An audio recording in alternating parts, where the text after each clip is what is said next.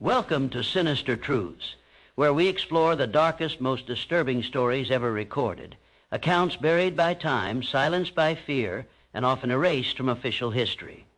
Tonight, you're joining us on a journey into one of those unsettling narratives, a story drawn from real documents and whispered records that still haunt the past. Before we begin, take a moment to tell us in the comments where you're watching from and the exact time you're listening to this narration. Whether it's late at night, early morning, or somewhere in between, we're fascinated by knowing which corners of the world and what hours of the day or night these grim truths are being heard. Settle in, lower the lights, and prepare yourself, because once a truth is uncovered on Sinister Truths, it can never be unseen. Night he ran. The air itself seemed to hold its breath, heavy with heat and the buzzing of insects that never slept. He had learned long ago to measure time not by clocks or calendars, but by pain, hunger, and the shifting moods of the men who owned him. That night, pain told him to move. The whip had split his back earlier that day, not for defiance, not for escape, but for collapsing in the field when his legs refused to obey. As darkness fell, he lay on the dirt floor of the quarters, listening to groans, prayers, and the shallow breathing of others who dreamed only of surviving until morning. He did not dream. He waited. When the overseer's lantern finally disappeared and the dogs were chained, he pushed himself upright, every movement a quiet negotiation with agony. He carried nothing but stolen cornmeal tied in a rag, and the knowledge burned into him by whispered stories. Go where the horses sink. Go where the trees grow from water. Go where white men fear to follow. The swamp. It was spoken of like a living thing, a monster that swallowed the foolish and spared only the desperate. To him it sounded like a door left open. He slipped past the last fence, his bare feet memorizing the ground in the dark. Each step away from the plantation felt unreal, as if the world might suddenly shout and drag him back by the throat. His heart pounded so loudly he was sure it could be heard across the fields. Every owl's cry felt like a signal, every rustle of leaves like pursuit. He did not run at first. He walked, forcing himself to move slowly, steadily, because panic wasted breath and breath was life. By the time the land began to soften under his feet, dawn was a pale threat on the horizon. He waded into water that climbed his calves, then his knees, then his waist, sucking at him as if trying to pull him down and claim him. Mosquitoes swarmed his face, crawling into his eyes and mouth, drinking freely. He welcomed them. Their noise covered his own. He tore strips from his shirt to bind his bleeding back, the cloth instantly soaked and heavy. Each step forward erased the last, leaving no trail but broken reeds and trembling water. As the sun rose, the swamp revealed its cruelty. Heat pressed down like a hand on his skull. Roots twisted beneath the surface, grabbing his ankles, threatening to trip him into water that smelled of rotten secrets. He learned quickly to test each step with his toes, to lean his weight forward, to fall softly when he must. He drank from the swamp despite the taste, telling himself that sickness was a problem for tomorrow, and tomorrow was not promised to slaves or runaways. By the second night, he no longer knew how far he had traveled, only that the sounds of civilization had vanished. No wagons, no distant voices, no barking dogs. The swamp spoke instead, croaking and buzzing and whispering in languages older than fear. He found a rise of ground barely higher than the water and collapsed there, shivering despite the heat. Sleep came in fragments, broken by visions of chains tightening around his ankles and hands reaching from the dark to drag him back. He moved again before sunrise, guided by instinct and desperation. Once, he saw a snake slide across his path, thick and unhurried, and stepped aside without thinking. Another time, something large splashed nearby, and he froze, heart hammering, until the ripples faded. Hunger gnawed at him constantly. He mixed cornmeal with swamp water into a paste and swallowed it without chewing, afraid that stopping would invite capture or death. On the third day, fever came. His thoughts blurred, memories bleeding into one another. He remembered his mother's face only as a feeling, a warmth that vanished when he reached for it. He remembered a song hummed low at night, words lost but melody intact, and he hummed it now to keep himself moving. Each step became an act of rebellion, a refusal to lie down and be reclaimed by the earth or by men. He knew they would look for him. They always did. The plantation could forgive sickness, even injury, but not loss. He imagined the dogs at the swamp's edge, confused, their noses overwhelmed by water and decay.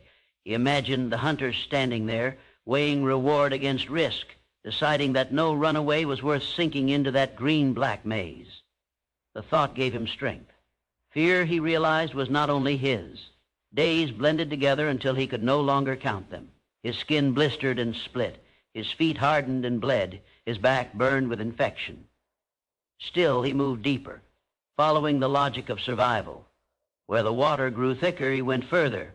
Where the ground disappeared entirely, he learned to float silently, using fallen logs and mats of vegetation to rest. He ate roots, insects, anything that did not kill him immediately. He became something between man and ghost. One evening, as the light faded into a copper haze, he noticed something strange. The swamp, for all its chaos, had patterns. Certain paths were clearer, certain patches of water calmer. He saw markings on a tree, faint but deliberate, a notch cut by a blade. His breath caught. Someone else had been here. Someone else had survived long enough to leave a sign. Hope, sharp and dangerous, flared in his chest. He followed the signs cautiously, afraid of traps, afraid of disappointment. The path led to a cluster of trees rising from deeper water, their roots woven together like walls. Beneath them, the water was still, dark, and quiet. He sensed shelter there, not safety, but possibility. For the first time since he ran, he allowed himself to imagine a future not measured in lashes or labor.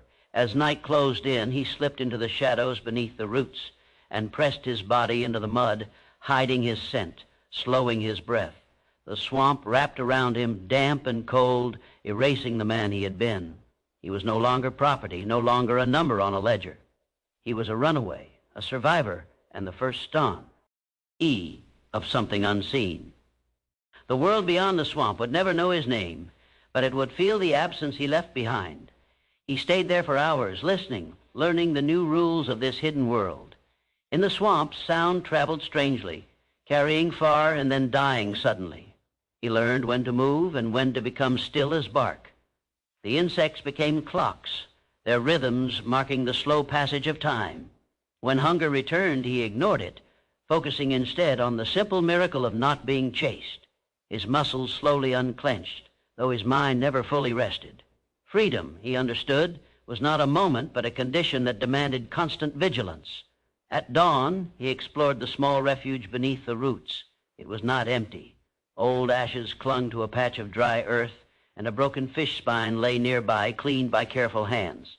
Someone had lived here, cooked here, survived here. The realization steadied him. He was not alone in his defiance. He cleaned his wounds with water and crushed leaves, repeating remedies learned from elders who had treated pain with knowledge when doctors were forbidden. Each small act of care felt like reclaiming a piece of himself. He practiced moving without leaving signs, stepping on roots instead of mud, disturbing water only where currents already moved. He learned how to cover his resting place, how to mask his scent, how to read the sky for storms that could either hide him or drown him. When rain came, he let it wash over him, lifting his face to the sky and swallowing clean water until his stomach ached. Rain meant no tracks, no dogs, no pursuit. Memories still attacked him in quiet moments. The auction block, the numbers shouted, the hands inspecting his teeth and arms, the way names were taken and replaced with commands. He forced those memories down, not denying them, but refusing to let them rule him. In the swamp, he renamed himself silently, choosing a name no one could steal. He spoke it only once under his breath and felt its weight settle into him like a promise. He began to understand that survival was not only about hiding, but about endurance. Each day he tested his limits, swimming short distances, holding his breath beneath mats of vegetation, learning how long he could remain unseen. He fashioned crude tools from bone and stone, crude but effective, proof that even stripped of everything, a man could still create. At night, he watched the stars through gaps in the canopy, mapping directions, imagining roads that did not exist above water. The fear of capture never vanished. Sometimes he thought he heard dogs or voices or the splash of boats, and his body reacted before his mind could reason. He would sink low, barely breathing, heart racing, ready to disappear entirely. When nothing came, he stayed still long after safety returned, understanding that caution was the price of tomorrow. Slowly, his body adapted. The fever broke. The wounds closed into scars. His senses sharpened. He called. LD smell changes in the water. Hear the difference between wind and movement. Feel vibrations through submerged roots. He was becoming part of the swamp, not its victim. That transformation frightened him, but it also empowered him. The place that was meant to kill him was teaching him how to live. One evening, as the sun bled into the water, he heard a sound that was not animal, not weather, not memory. A low whistle, brief and deliberate, echoed from far off. He froze, then answered with silence, remembering stories of signals passed between the lost. Minutes stretched. The whistle came again, closer this time. He did not respond. He waited, heart pounding, until a shadow moved through the trees with the careful confidence of someone who belonged. He did not step forward, not yet. Trust, like freedom, had to be earned. But as he watched the shadow disappear deeper into the swamp, he understood something fundamental had changed. His escape was no longer a solitary act. It was the beginning of a path others had walked and would walk again. The swamp was not just hiding him, it was gathering them. As night claimed the water and the world beyond vanished completely, he settled back into his shelter, listening to the living darkness around him. The plantation felt distant now, like a bad dream fading at dawn. Ahead lay uncertainty, danger, and struggle, but also something he had never truly known, choice. And with that choice came the quiet, stubborn certainty that he would endure, and that his endurance would become a foundation for others to stand upon. He closed his eyes and breathed in the thick, wet air, letting the sound settle into him until fear loosened its grip. Tomorrow would demand movement, decisions, risks he could not yet imagine. Tonight demanded only stillness. He pressed his palm into the mud and felt its cool certainty, grounding himself in the present. Whatever he became here, it would be by his own will. The swamp did not ask for papers or permission. It asked only respect and patience. In that unspoken agreement, he found the first true balance of his life, fragile but real, and he held on to it as sleep finally took him. When he slept, it was without chains, without commands, without the certainty of dawn bringing pain. The darkness was no longer a threat but a covering, and beneath it his breath slowed, steady, alive. Somewhere beyond the water, history shifted quietly, unnoticed, as one man refused to remain where the world had placed him. The escape had begun and would not end. The swamp was not empty wilderness as outsiders imagined. It was a shifting, breathing realm that followed rules invisible to those who feared it. To step into it was to leave behind the straight lines of roads and fences and enter a world that resisted order. Water and land traded places constantly, confusing the eye and betraying the careless. Sunlight filtered through tangled canopies and broken shards, never fully illuminating what lay beneath. Oh, the man who had fled into it, the swamp, was no longer just refuge. It was an adversary, a teacher, and a judge that measured every mistake without mercy. Each morning revealed a different face. Fog clung low to the water, erasing distance and direction, making every sound feel closer than it was. A splash could be 10 feet away or 100. The air carried the thick scent of decay mixed with life, rotting leaves feeding new growth. Death and survival locked together. The ground shifted underfoot, sometimes firm enough to trust, sometimes collapsing without warning into cold, sucking depths. He learned quickly that hesitation could be fatal, but recklessness even more so. The swamp punished noise. A snapped branch echoed like a gunshot. A careless splash sent ripples racing outward, announcing presence to everything that listened. He learned to move as the animals did, slow and deliberate, letting his weight settle before committing. He learned that stillness was a skill, not an absence of movement, and that waiting could be as active as walking. In the swamp, patience kept men alive longer than strength. Danger came in forms both obvious and subtle. Snakes basked on half-submerged logs, their bodies indistinguishable from the wood until they moved. Insects bit constantly, drawing blood in tiny amounts that added up over days, weakening the careless. Leeches clung silently, fattening themselves while he slept. More than once he woke dizzy, forced to tear them free and pack mud into the wounds to stop the bleeding. Infection was a constant threat, invisible and relentless. Water, everywhere and yet never safe, tested him daily. Some pools were clear and sweet, others brackish or poisoned by decay. He learned to watch the animals, to see where birds drank and where they avoided. He learned to read the color of water, the way light reflected off its surface, the smell that rose from it. One wrong drink could end everything slowly and painfully. Survival demanded attention to details others never noticed. Predators watched him as well. Alligators slid silently beneath the surface, eyes just visible above the waterline, ancient and patient. He learned their patterns when they fed, when they rested, how close was too close. Once, while crossing a narrow channel, he felt a sudden surge beneath his legs and barely managed to fling himself onto a mat of vegetation as a massive body passed where he had been seconds before. His heart hammered for hours afterward, but he kept moving. Fear could not be allowed to root him in place. The swamp also hid human dangers. The deeper he went, the more he realized why pursuers hesitated. Horses could not pass. Boats risked capsizing or becoming trapped. Dogs lost scent quickly, confused by water and rot. Yet men had come here before, armed and desperate, and some had never returned. The swamp remembered them in rusted metal, half-buried bones, and stories whispered along its edges. Those remains served as warnings, written without words. At night, the swamp transformed again. Sounds multiplied, overlapping until silence became rare. Frogs croaked in competing rhythms. Insects droned like distant machinery.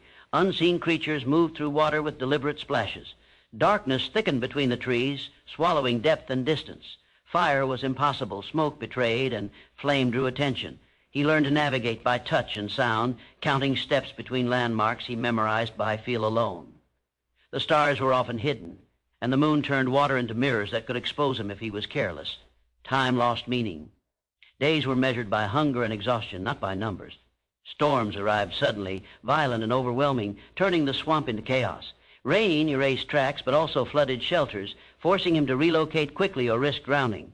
Lightning split the sky, thunder shaking the water itself, and he learned to crouch low, away from tall trees that could become deadly conduits.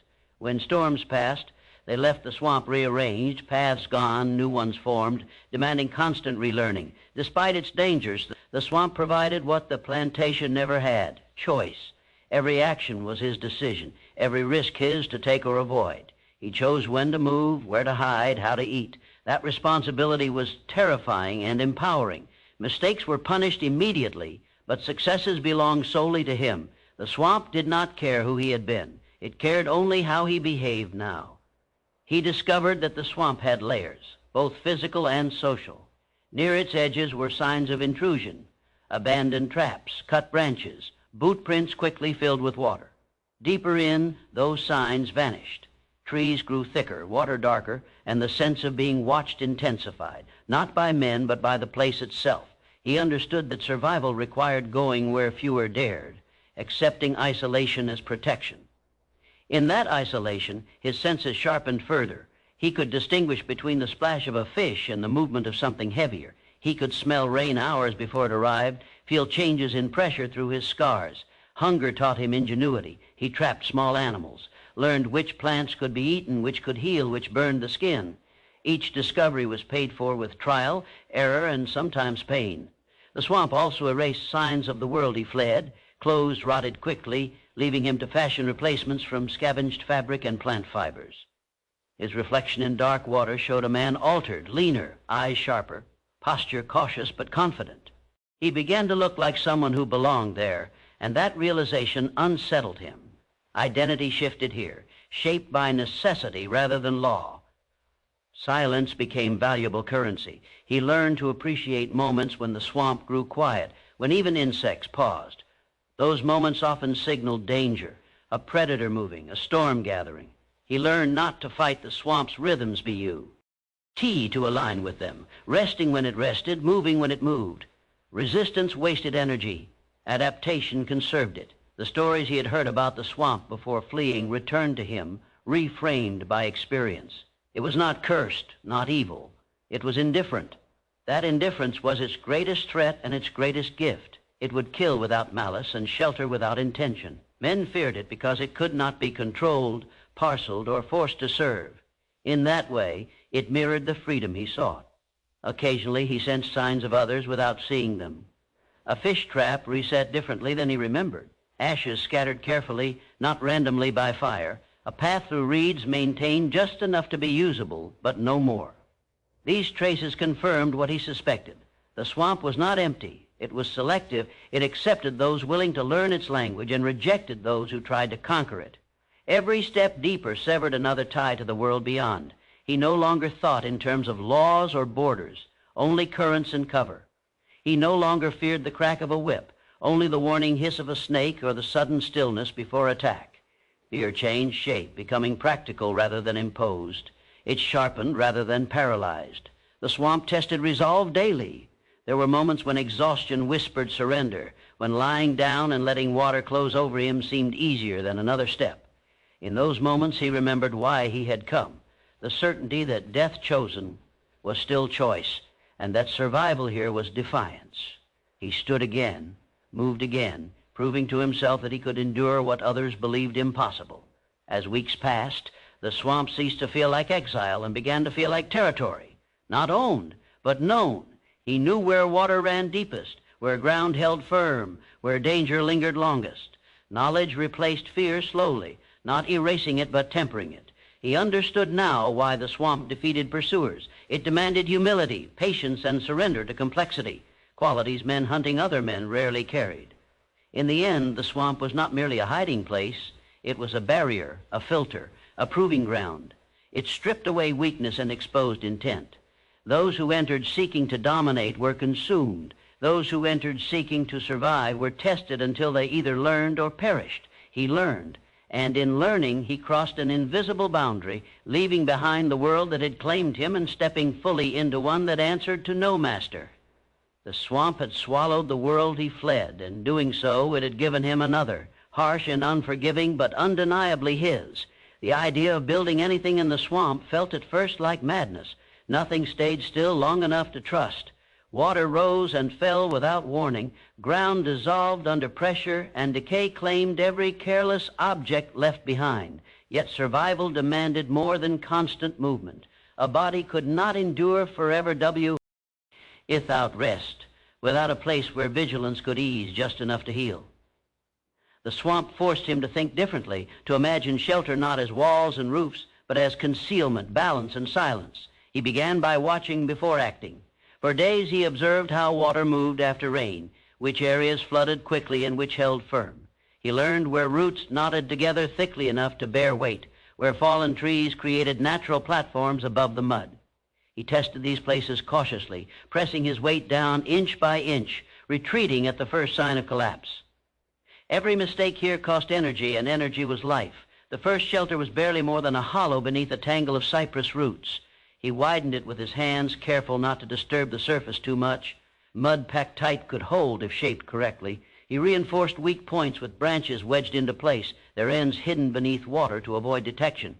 Above him, roots and vegetation formed a natural ceiling, breaking up his outline and masking heat and scent.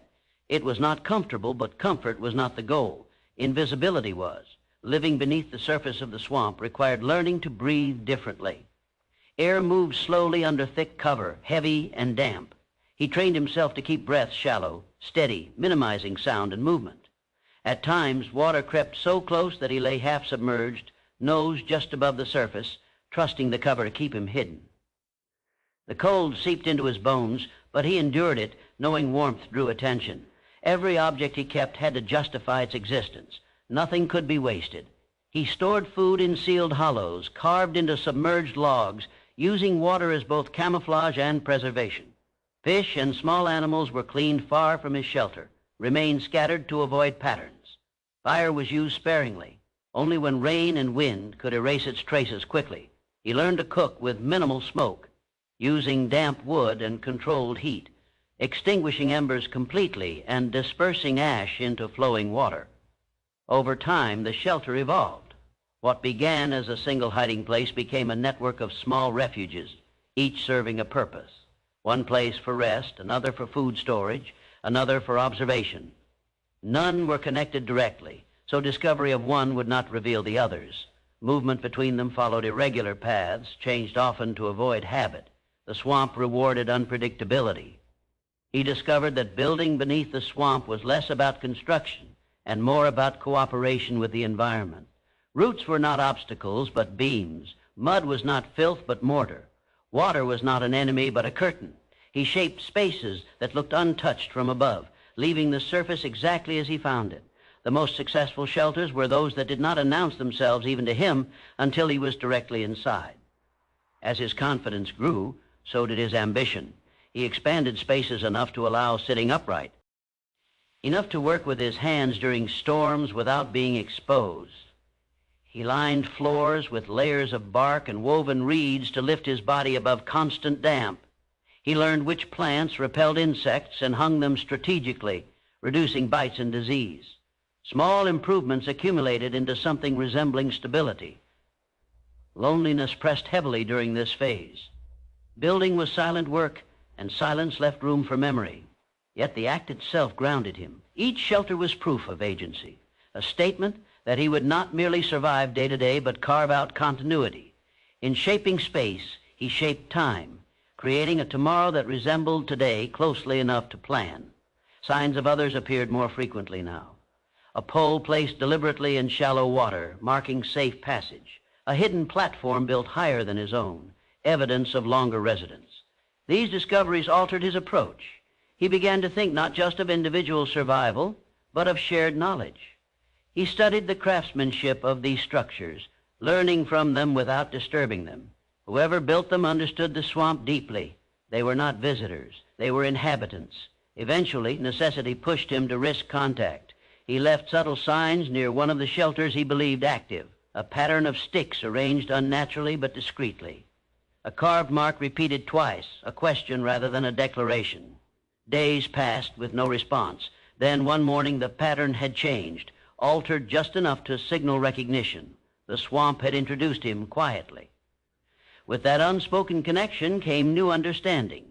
Shelters here were not homes in the traditional sense. They were nodes in a hidden system, designed to support movement, secrecy, and resilience.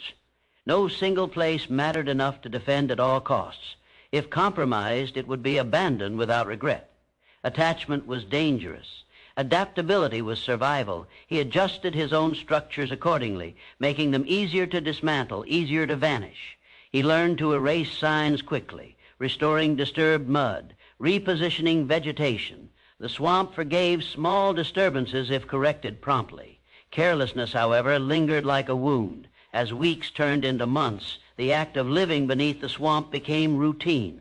He slept in short cycles, ate deliberately, moved purposefully. His shelters bore the marks of use, but not of presence. To an outsider, they would appear as nothing more than natural formations. To him, they were anchors, points of return in a world without maps. More importantly, they were symbols. Each hidden space represented a refusal to be transient prey. He was no longer merely passing through the swamp. He was establishing himself within it, adapting his life to its logic rather than fleeing blindly. Beneath water and roots, a different kind of existence was taking shape, fragile but intentional. The shelters also changed how he saw freedom. Freedom was not wide open space or endless move. It was the ability to stop without fear, to rest without permission, to build without oversight. Even buried in mud and shadow, that freedom felt vast. When storms raged and water surged, his shelters held. When hunters skirted the edges of the swamp, they passed without sensing what lay beneath. Each successful concealment reinforced a truth he had begun to accept. The swamp did not merely hide him. It allowed him to exist on his own terms, unseen but undeniable. And somewhere under the tangled roots and dark water, something else was forming. Not just a man's refuge, but the early architecture of a hidden way of life. One shelter would lead to another. One survivor would recognize another. Beneath the swamp, quietly and patiently, the foundations of a place no map would ever record were being laid. At first, the presence of others revealed itself not through voices or faces, but through absence and alignment. A fish trap emptied but carefully reset. A narrow passage through reeds kept open just enough to pass without sound. Ashes scattered in a way no storm would manage. These were not accidents. They were decisions made by hands that understood the same rules he had learned through pain and patience. The swamp was no longer speaking only to him. It was carrying messages between the unseen. He did not rush toward them. Survival had taught him that curiosity could be fatal. Instead, he adjusted his movements, slowed them further, widened his awareness. He paid attention to timing, noticing when certain paths felt occupied and when they fell silent. He learned to sense proximity without sight. the subtle pressure of another presence sharing the same hidden space. This was not companionship yet. It was coexistence. The first encounter happened without ceremony. One morning, while checking a storage hollow, he felt it before he saw it. A shift in the air, a tension that did not belong to animals. He froze, breath shallow, fingers resting on the mud. From behind a curtain of hanging moss, a figure emerged slowly, deliberately, hands empty and visible. The man was thin, scarred, eyes sharp, with the same cautious intelligence reflected back at him. Neither spoke. Speech felt dangerous, unnecessary. They studied each other in silence, measuring threat and intention. Both understood the rules instinctively. No sudden movements, no demands. Trust here was not given. It was negotiated moment by moment. After a long stretch of stillness, the other man inclined his head slightly, a gesture of acknowledgement rather than greeting. Then he stepped back into the cover, vanishing as smoothly as he had appeared. The encounter ended as it began, without sound. Days passed before the second sign appeared. A bundle of roots left near a path he frequented, edible and carefully cleaned. It was an offering, not charity. He accepted it without celebration, leaving in return a small tool he had fashioned, its placement subtle but intentional. The exchange marked a shift. They were no longer merely avoiding each other. They were communicating. Gradually, patterns formed. Short whistles carried at specific times, brief and indistinct to outsiders but meaningful within the swamp's acoustics. Marks carved shallowly into bark, visible only from certain angles. These signals did not point directly to shelters or people. They guided movement, warned of danger, marked safe passage.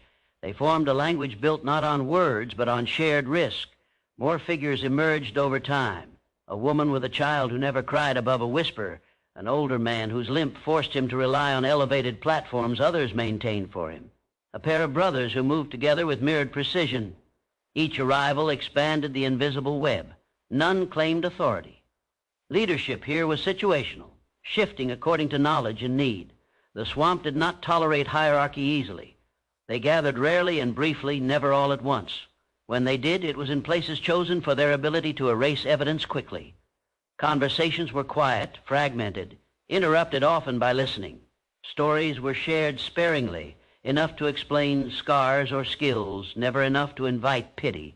Most had fled different plantations, different owners, but the patterns of violence were familiar enough to require no elaboration. With numbers came new challenges.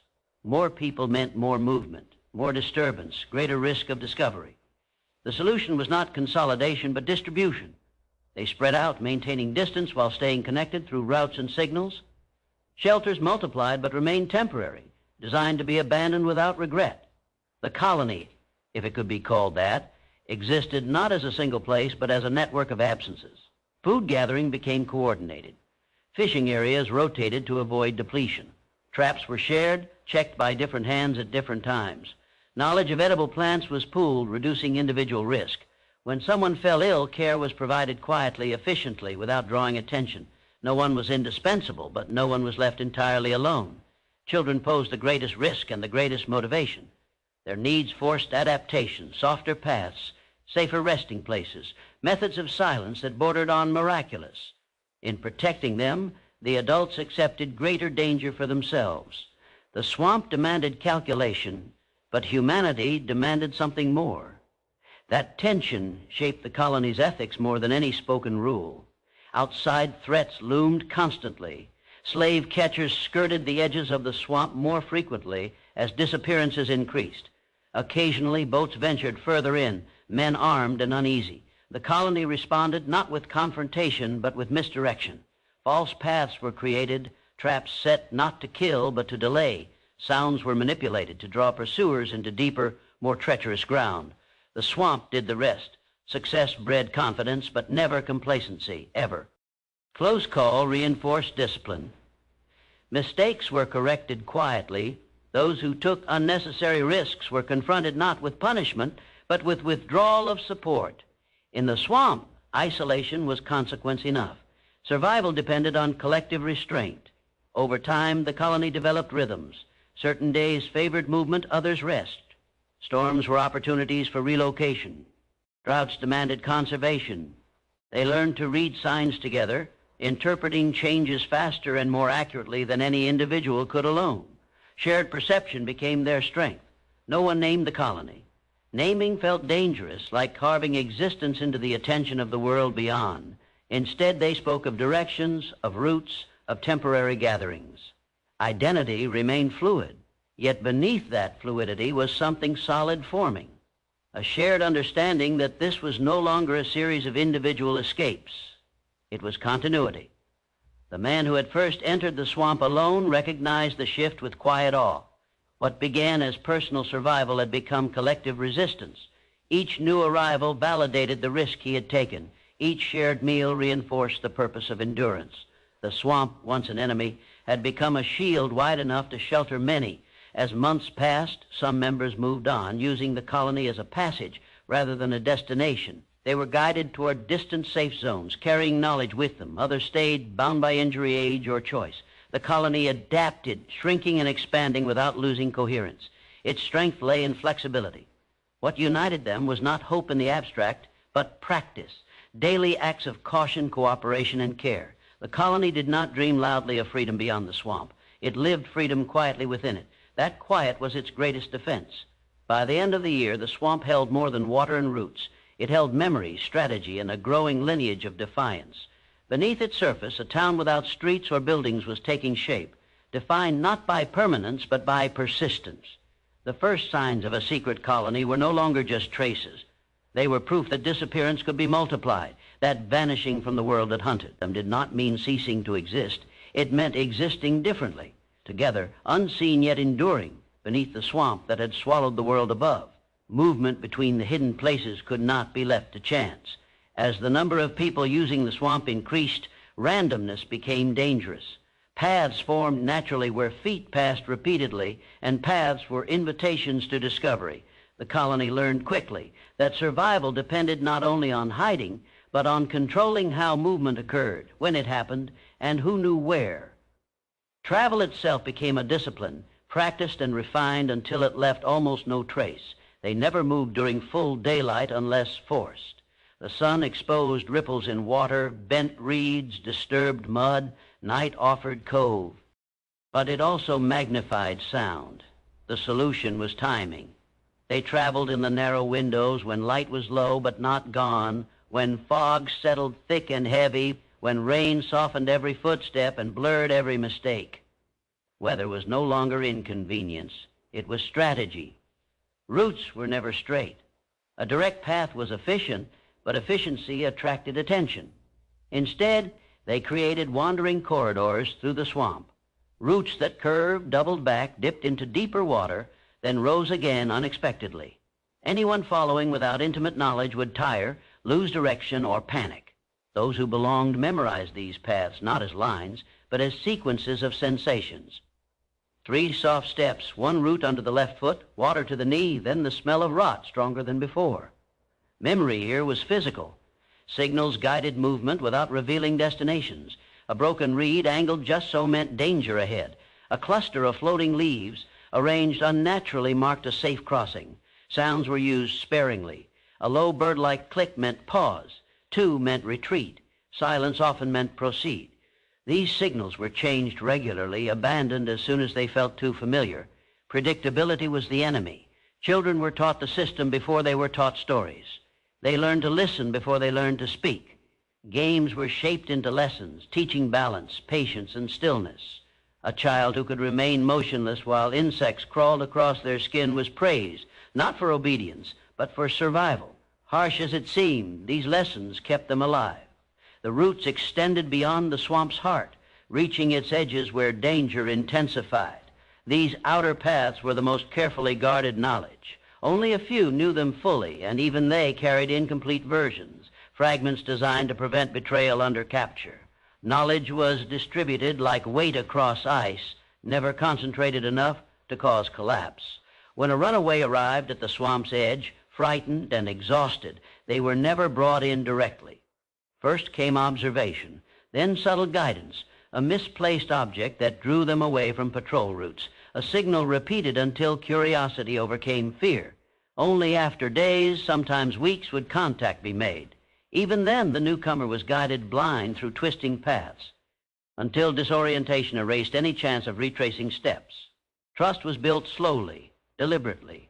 The act of guiding others became sacred work.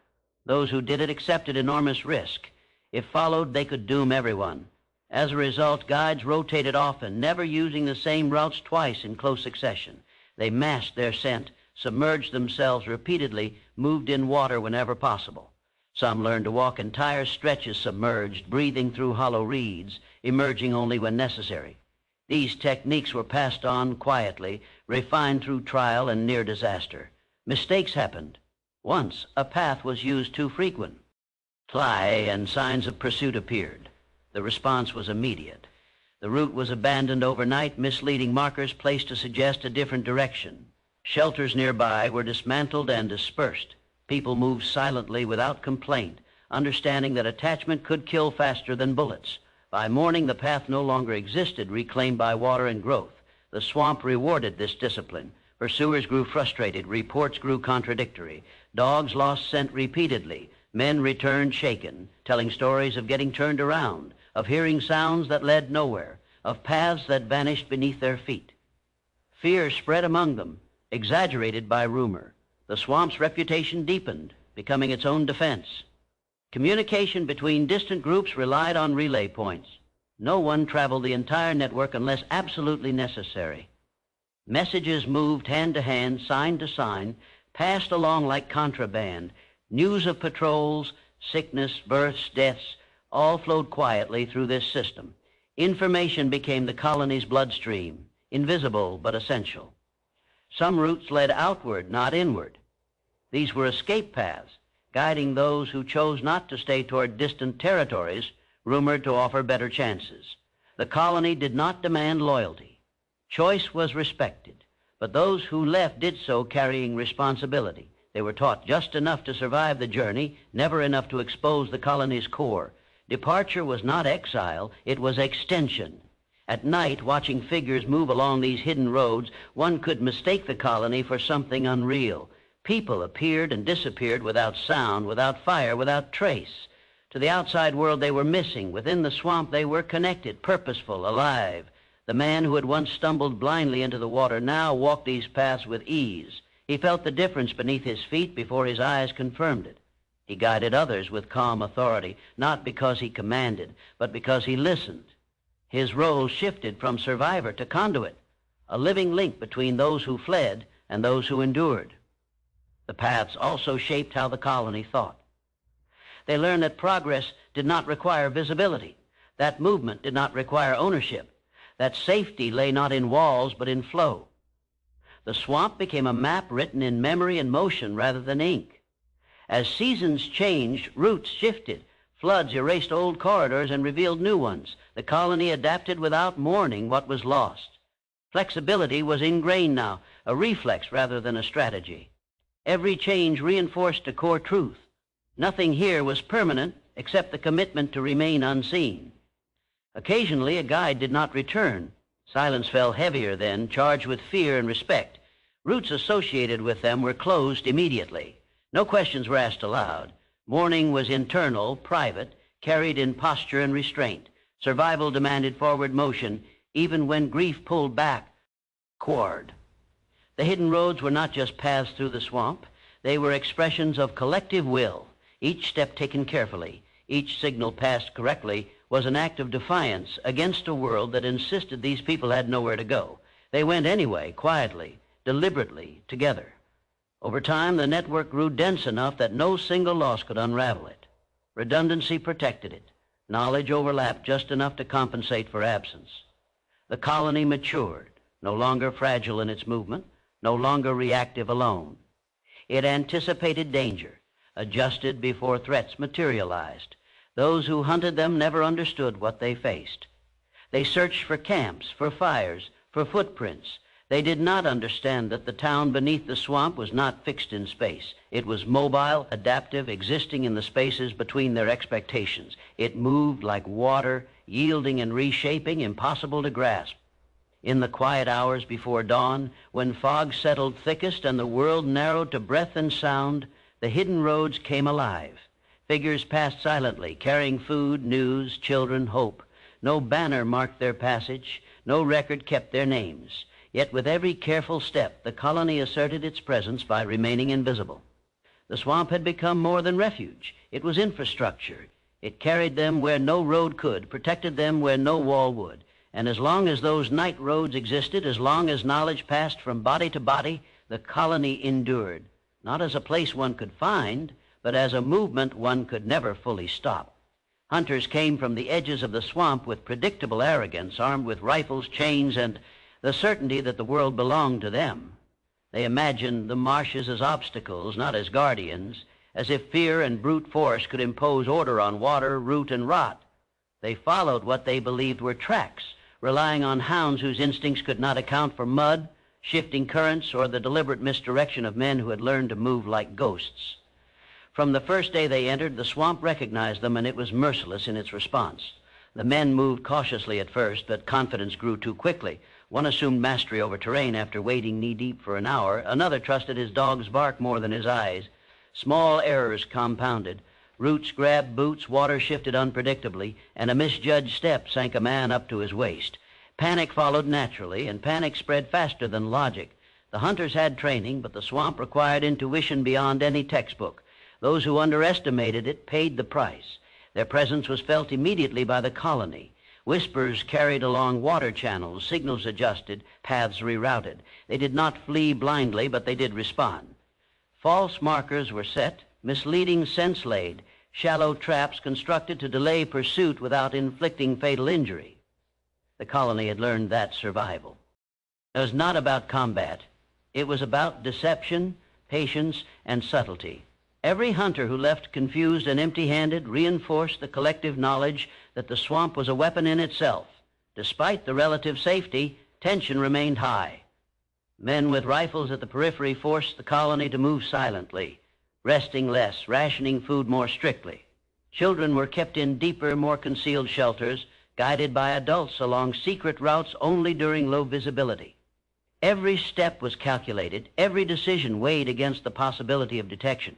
The swamp, which had been a teacher for individual survival, now became the instructor for group strategy. Attempts to pursue deeper often ended in frustration for the hunters. Horses could not traverse the terrain, boats capsized in hidden channels, and the scent of the runaways became unreliable in waterlogged air. Dogs struggled with the layering of smells, the decay of vegetation, the natural predators, the presence of others masking the colony's tracks. Men became nervous, their confidence faltering. Some turned back, others pressed forward, stubbornness overpowering wisdom.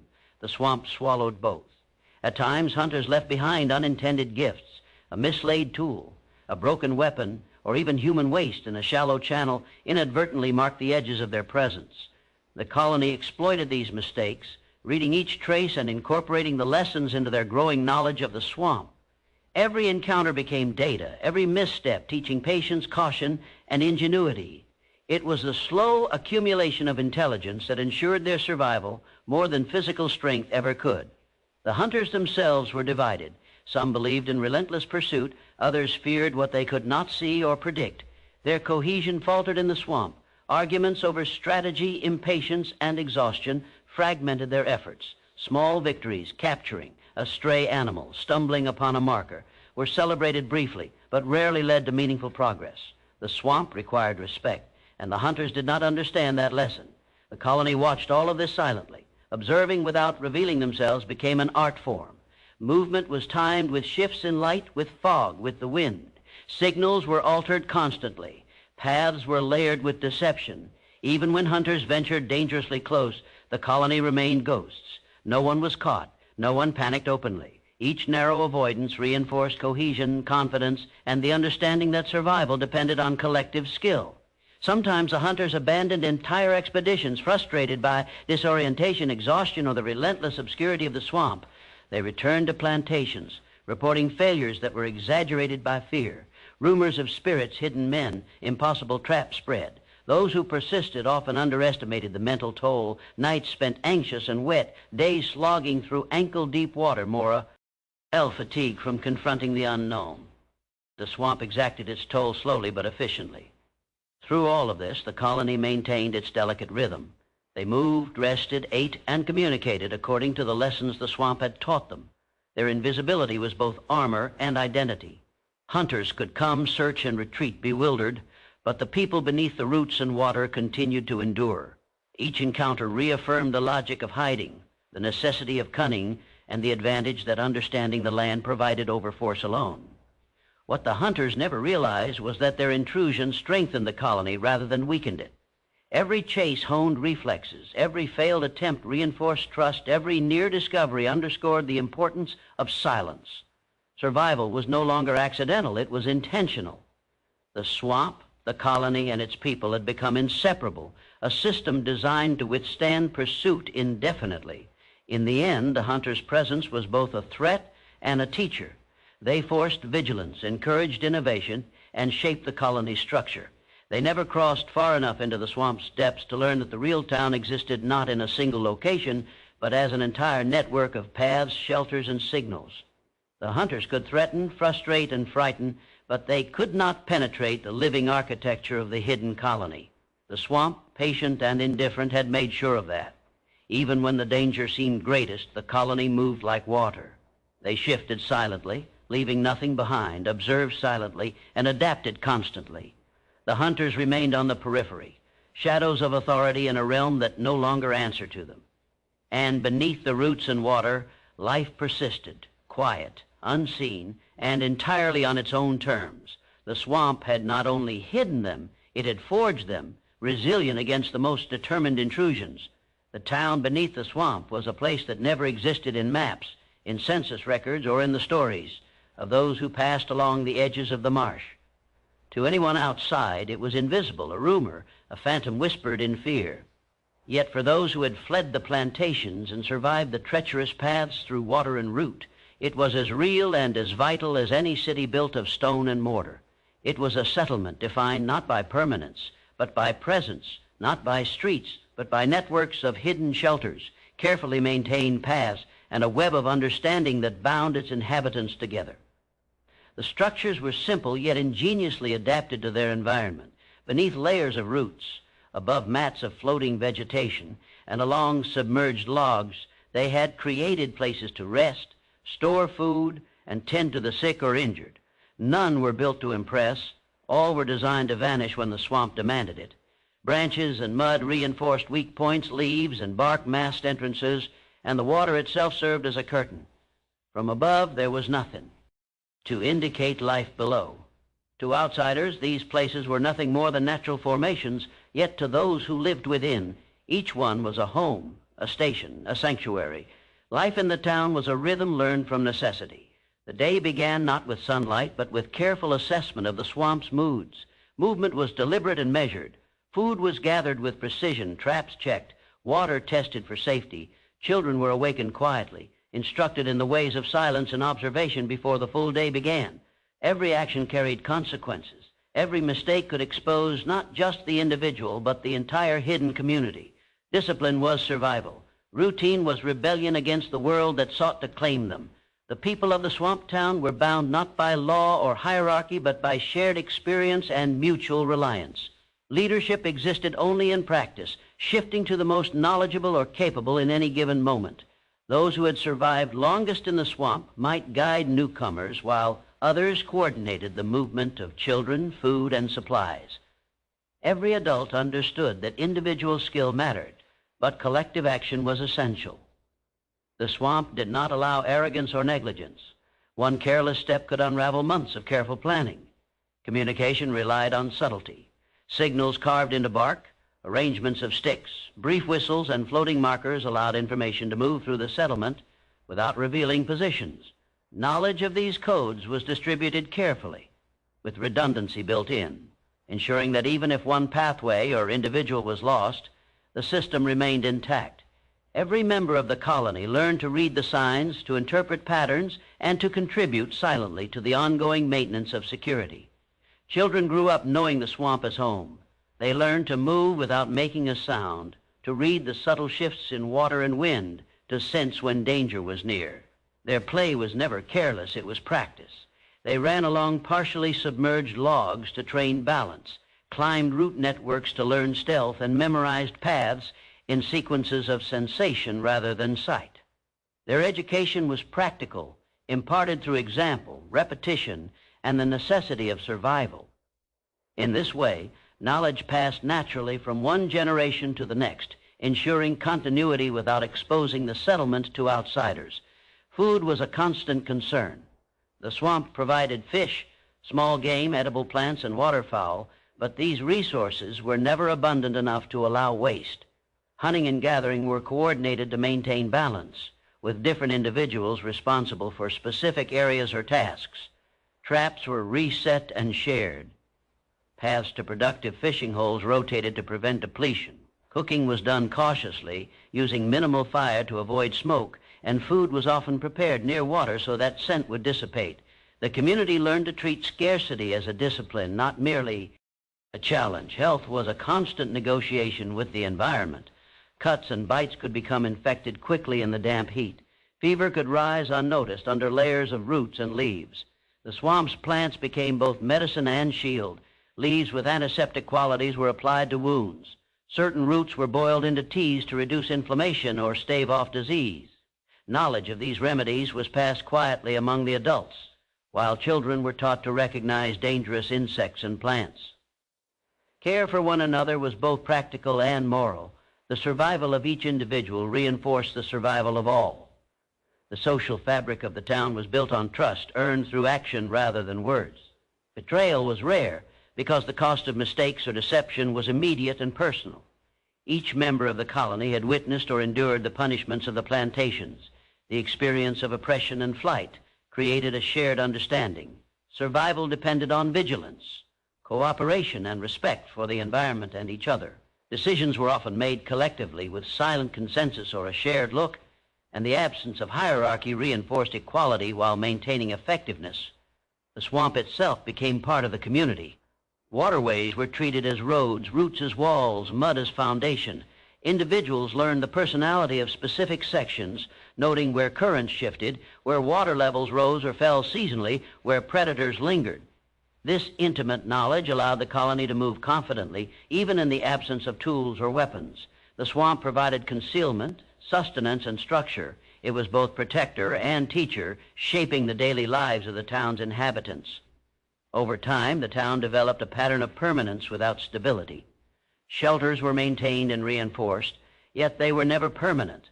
Floods could wash structures away. Hunters could discover a hiding place. The swamp itself could force abandonment. This impermanence was a feature, not a flaw. The settlement was designed to exist flexibly, to shift and adapt as necessary. Memory and skill replaced bricks and mortar. In this way, the town was enduring precisely because it could disappear at a moment's notice. Children born in the settlement grew up without knowing the plantations they had fled.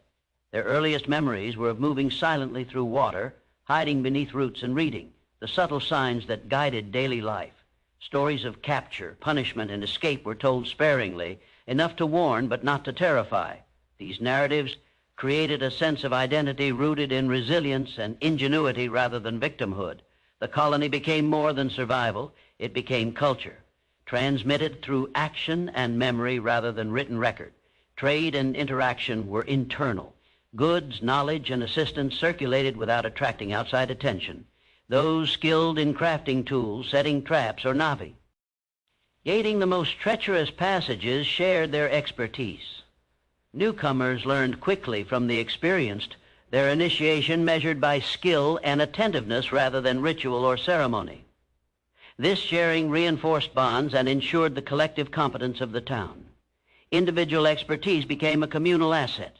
The settlement maintained a balance between visibility and concealment. No single area ever contained more than a few people at a time. Noise was minimized, movement calculated, and signs erased once used. Even when hunters or outsiders approached the edges, the town adapted. False paths were laid, signals manipulated, and traps constructed to delay or mislead. These tactics were refined over years, informed by experience and observation. Each challenge strengthened the community rather than weakening it. Despite constant vigilance, the town was not joyless. Laughter, whispered stories, and quiet songs occasionally passed through shelters, often when children were present. These moments of humanity reinforced resilience. They reminded the inhabitants that they were alive, not merely surviving. They reinforced identity and purpose. Even in a place built to disappear, life had moments of celebration and warmth. The town had no single leader, but it had elders of experience, those who had survived the longest and learned the swamp most intimately. They guided decisions, taught newcomers, and mediated conflicts. Their authority was not imposed, but earned, rooted in knowledge and survival skill. Decisions were practical, driven by the needs of the community rather than ego or tradition. Consensus was preferred, but necessity dictated action when hesitation could be fatal. The hidden colony endured through a combination of skill, adaptation, and cooperation. It relied on silence as much as on observation, on the disciplined movement of people as much as on the protection of the swamp. The town existed outside recorded history, unseen by the authorities that sought to enslave or control its members. Its people defined it not by walls or names, but by shared survival, memory, and the knowledge that they were building something lasting beneath the surface of a world that would never acknowledge them. In the end, the town beneath the swamp was more than a collection of shelters and paths. It was a community forged by necessity, refined through experience, and sustained by cooperation. It was a place where freedom existed not in proclamations but in quiet competence, where life persisted under layers of water, root, and soil. To outsiders, it never existed. To those who lived within, it was everything, a refuge, a network, a home, and a statement of defiance that the world could not erase. Its permanence was measured not by architecture, but by endurance. Its reality was defined not by maps, but by the people who moved silently through its hidden roads, survived its tests, and continued to thrive beneath the swamp's ever-watchful canopy. The town officially never existed, and yet it flourished. Each day brought challenges, threats, and the constant need for adaptation. Yet through careful planning, shared knowledge, and unspoken understanding, the colony endured. It was a society without formal structure, yet perfectly organized in its function. Invisibility became a form of power. Silence became a language. And beneath the swamp, a community of human beings claimed space for themselves, a space the world above would never find, understand, or conquer. The town beneath the swamp, though undocumented, unseen, and denied by history, persisted through ingenuity, discipline, and collective will. It proved that survival could be more than mere escape. It could be a quiet revolution of existence. And in that persistence, generations found continuity, safety, and a freedom that could not be granted. It had to be seized, maintained, and nurtured every day beneath the dark, watery canopy of a swamp that would never betray them. The hidden town beneath the swamp had become more than a refuge. It was a living testament to resilience, ingenuity, and the quiet assertion of freedom in a world determined to deny it. Over the years, the colony had evolved, shaped by the rhythms of water and root, by the threats that approached from beyond the swamp's edges, and by the shared determination of those who refused to remain captives of the plantations. Each individual brought a story of pain, endurance, and survival, and together they wove a tapestry of secrecy and life that was invisible to outsiders, yet fully realized beneath the tangled canopy. Time in the swamp was measured differently. Days were not marked by calendars or clocks, but by the subtle cues of the environment, the angle of sunlight filtering through dense foliage, the rise and fall of water levels, the behavior of animals, the pressure of the wind, and the occasional warning calls of birds or frogs. These signals dictated movement, rest, and activity. The colony learned to read them with precision, synchronizing their daily routines to the rhythms of nature rather than the dictates of any outside authority. In this way, life became a conversation with the swamp itself. The population of the town was never fixed. People arrived, guided by the subtle signs and pathways maintained by the colony, and some eventually left, venturing toward rumored safe havens beyond the swamp. Those who remained shared knowledge, skills, and responsibility. Roles were fluid but purposeful. Some specialized in gathering and preparing food, others in navigating paths and monitoring threats, still others in teaching children to move silently and survive without exposure. Every contribution mattered, and no one could afford carelessness. In the absence of formal leadership, respect was earned through competence, experience, and the willingness to act for the good of all. Communication, both within the town and with those at its periphery, was a careful art, signa. As carved into bark, arrangements of leaves or sticks, low whistles, and subtle changes in the placement of objects conveyed messages without revealing more than necessary. Knowledge of these signs was treated as sacred, passed on deliberately and selectively to maintain security. The entire community participated in interpreting and reinforcing these signals, creating a network of information that allowed the town to operate with remarkable cohesion despite its dispersed and hidden nature. Children were central to the future of the colony. They grew up immersed in the swamp, learning its dangers and its protections from the earliest age. Play was never frivolous, it was training. Games taught balance, stealth, observation, and patience. They learned to move like shadows, to sense shifts in water and root, to detect predators and avoid hazards. These lessons, passed from one generation to the next, ensured that knowledge was embedded not in books or spoken words alone, but in the physical and mental discipline necessary to survive and thrive. Food was a constant concern, requiring creativity, planning, and cooperation. Fish, crustaceans, waterfowl, small game, and edible plants were harvested according to a careful rotation to prevent depletion. Traps and nets were shared, and their placement constantly adjusted to account for water levels and animal movement. Cooking was done sparingly, often near water, with minimal fire to prevent detection. Every meal required strategy, yet it also reinforced social bonds and shared responsibility. In this way, sustenance became both a practical necessity and a means of cultivating trust and cooperation. Health and medical knowledge were preserved carefully. Cuts, bites, and infections could become deadly in the swamp's humid environment. Adults taught children to recognize warning signs, treat minor injuries, and identify medicinal plants. Certain leaves, roots, and herbs were used to disinfect wounds, reduce inflammation, or alleviate fever. Knowledge of these remedies was crucial and treated as communal property. Elders and experienced survivors played an essential role in ensuring that health practices were transmitted accurately, maintaining the viability of the community. The social fabric of the town was reinforced by shared purpose and mutual dependence. There were no formal leaders, no imposed authority, but a culture of responsibility emerged naturally. Everyone understood that one careless action could expose many, and that survival depended on the collective, vigilance, intelligence, and discretion of all. Conflicts were resolved quietly, often through example or subtle guidance rather than confrontation. Cooperation was not optional, it was essential. Every member of the colony contributed, aware that the entire network of paths, shelters, and signals depended on the discipline of each individual. Security remained a constant concern. Hunters and patrols from the plantations occasionally ventured in the swamp, seeking to reclaim those who had escaped. The town's inhabitants responded not with direct confrontation, but with strategy, misdirection, and concealment. False paths were laid, misleading markers placed, and movement carefully timed.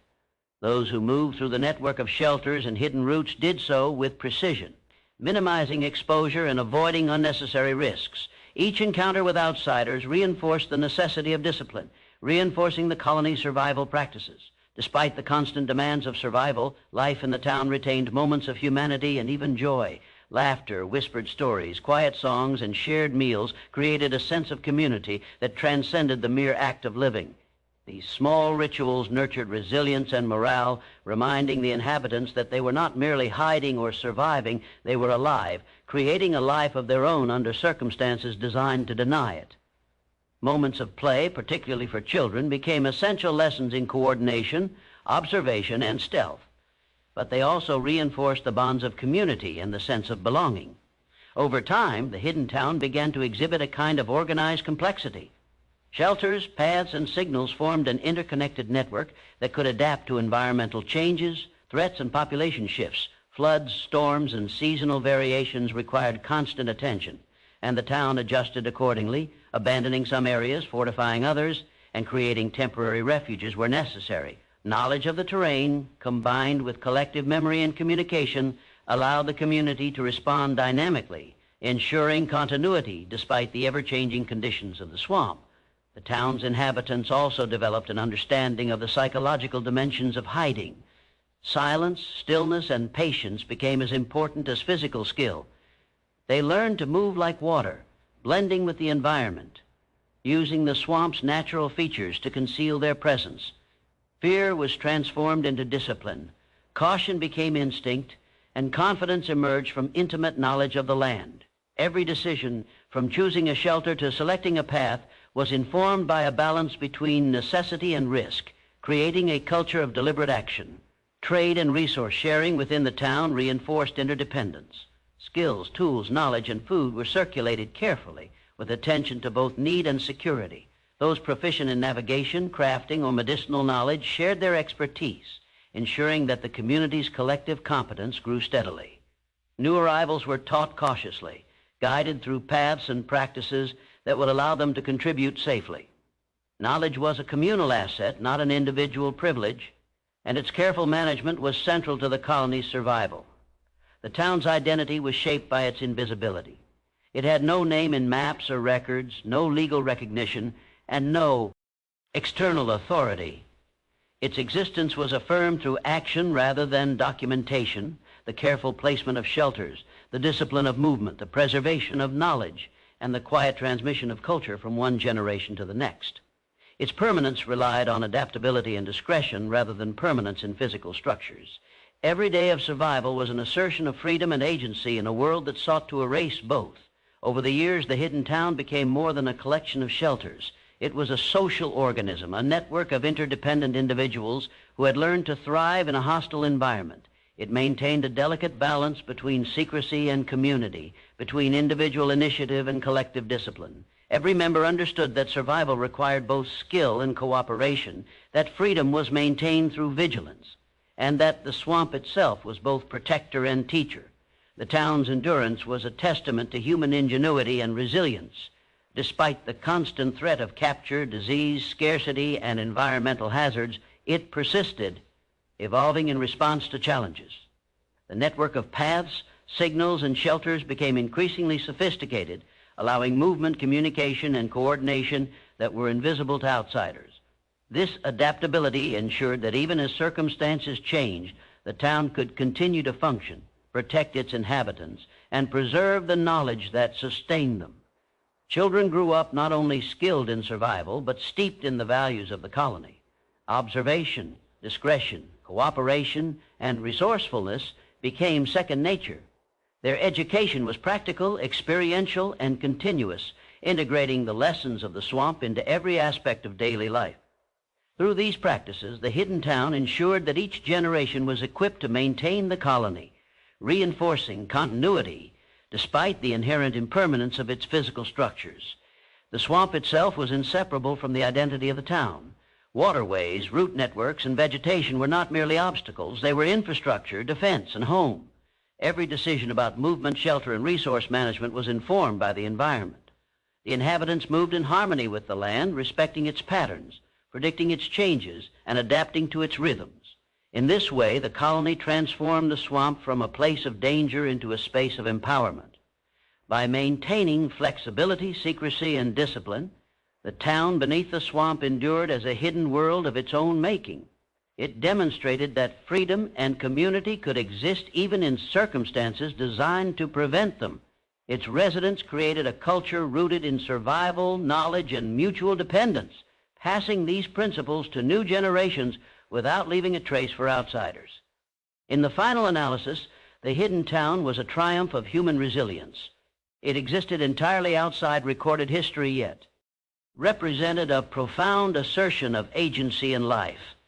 Through careful planning, shared knowledge, and intimate engagement with the swamp, the colony not only survived but thrived. Each day, each careful step, and each act of cooperation reinforced the reality of a community that could never be found, controlled, or erased. It was a living, breathing testament to the possibility of freedom beneath the most oppressive circumstances. Even after decades, the town remained unseen, its presence known only to those who had entered and survived. It was a sanctuary, a school, a network, and a home. It embodied the lessons of adaptation, the power of collective action, and the quiet assertion of self-determination. The hidden town beneath the swamp was more than survival. It was life, deliberately shaped, fiercely protected, and enduring beyond the reach of those who would deny its existence. It remained beneath the tangled roots, dark waters, and dense canopy, a secret city of resilience, freedom, and continuity, invisible to the world, yet indelibly real to all who called it home.